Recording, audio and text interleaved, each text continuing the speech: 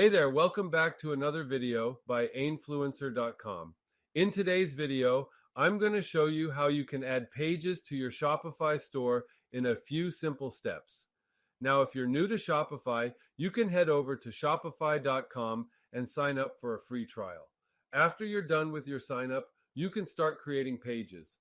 First off, you need to go to your Shopify dashboard. Then you go to Online Store and click on Pages. As you can see, there's already a page for contact. If you want to make some changes, you simply click on it and then you can add your title and the description you want. However, if you intend to create more pages, you simply go back here and click on Add Page. Here again, you can write your title.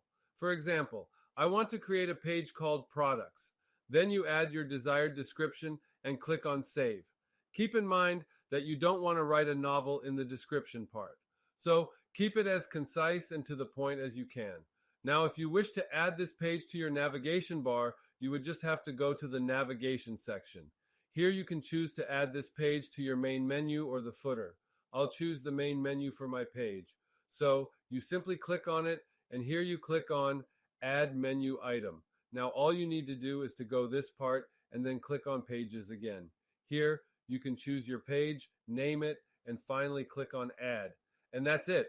As a final note, I would like to say that if you have an online shop or an online business, make sure you don't miss out on the power of influencers to help you promote your business.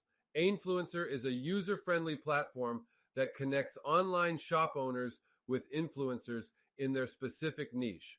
By utilizing Ainfluencer, you can easily find the perfect influencers to showcase your products, enhance your brand visibility, and drive more sales.